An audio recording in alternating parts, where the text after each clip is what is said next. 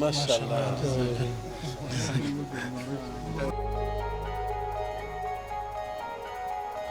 چې د پرون راشي موږ الحمدلله د 80 میلیونو پروژې افتتاح کړې دي. د کورنیو چارو وزارت د رهبري په لورویه دا پروژه تکمیل شوله او نن به یې ګټه اخیستنې ته سپار وو. 215 پایې تقریبا په دغه مسیر کې په دغه غرو په دغه کې تر دغه ځای پورې رسېدلي او 2000 متره یې لین شوی دی. د قلندر ولسوالۍ د برق پروژه د هغې افتتاح کیږي.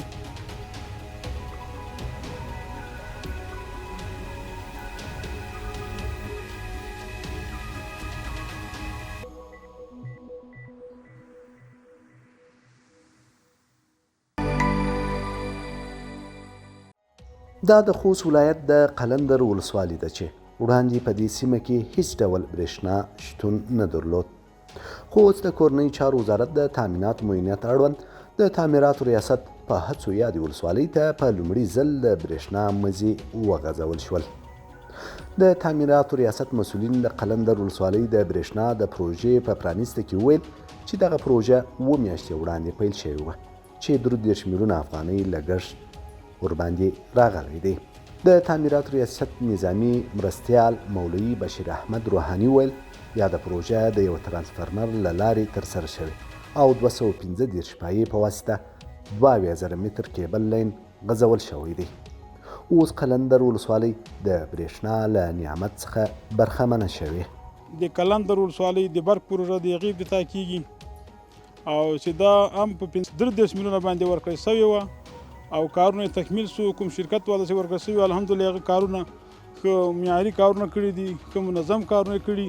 څنګه چې په قرارداد کې لیکل شوي سره هغه شی کارونه کړي. د تعمیراتو ریاست یې وخت په وخت باندې نظارت کوو او الحمدلله نن تاسې عملي وینئ چې ګټې اخیستو ته سپارل کیږي. نو دا چې مجموعي نصابه کې د پرون راشي موږ الحمدلله د 80 میلیونو پروژې افتتاح کړې دي او کار څه پروژې ګټې اخیستو ته سپارل شوي او څه کار شروع شوی ده. نو دا الحمدلله ډیر غوټ کار ده. دا د تعمیراتو ریاست او د وزارت داخلي تامیناتو د معاینت او په همکاري باندې دا کارونه مخته ځي. یو دانه ترانسفرمر لري او 215 دانې مټې لري چې خوست ولایت ته د هغو منظم شکل باندې جوړې شوي دي. د هغو په مټو په همکاري باندې برق دلته وصل شوی. نن الحمدلله ګټه اخیستو ته سپارل کیږي. تاسې وینئ 2000 متره کیبل دا کارول شوی ده، المونیم کیبل چې په قرارداد کې هم دا لیکل شوی ده. الحمدلله نن برق راتېر شوی ده منظم او ګټه اخیستو ته سپارل کیږي. بلخوا د خوست والي مولوي عبدالله مختار د قلندر ولسوالۍ د برېښنا د پروژې په پرانیست کې ویل یوازې د قلندر ولسوالۍ ادارې نه بلکې د دې ولسوالۍ ټول اوسیدونکي به د دې برېښنا څخه ګټه پورته کړي. د کورنیو چارو وزارت د رهبري په لورویه د تامیناتي چارو د معاینت په هڅو هاند او د تعمیراتو د لوی ریاست په ستړو باندې په دې وتوانېدلو چې د قلندر ولسوالۍ ته د برېښنا دا پروژه سرته ورسوو. نن الحمدلله دا پروژه تکمیل شوله او نن به یې ګټه اخیستنې ته سپار وو. دا د قلندر ولسوالۍ یوازې د ولسوالۍ پروژه نه بلکې تر دې وړاندې چې څومره ولسونه دي او ولسونه به هم له دې څخه استفاده کوي. زموږ د کورنیو چارو وزارت څومره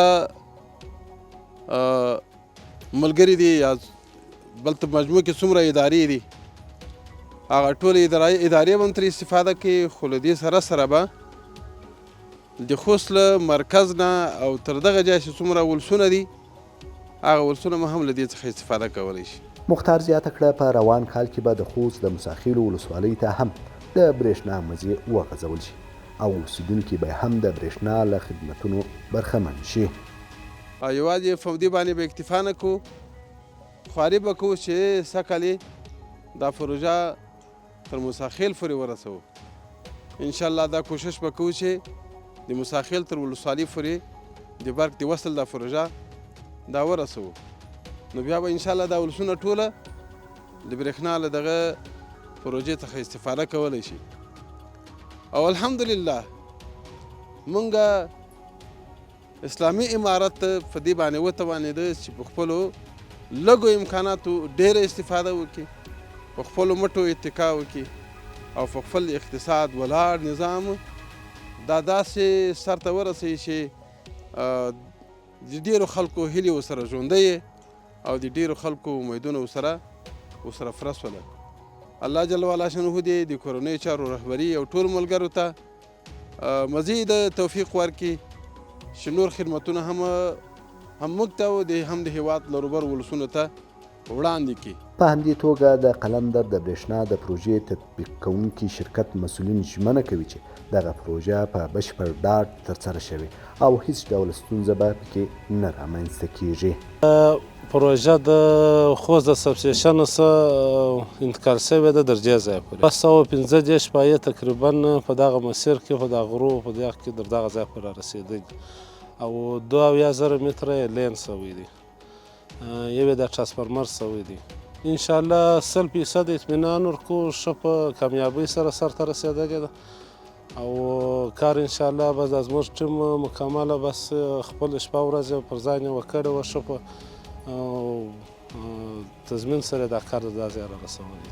د یادونې وړ ده چې د کورنۍ چارو وزارت د تامیناتو معاینت له لوري په خوست ولایت کې ګڼ شمېر نورې پروژې هم روانې دي چې د روان کال تر پایه پورې به یې چارې بشپړې شي.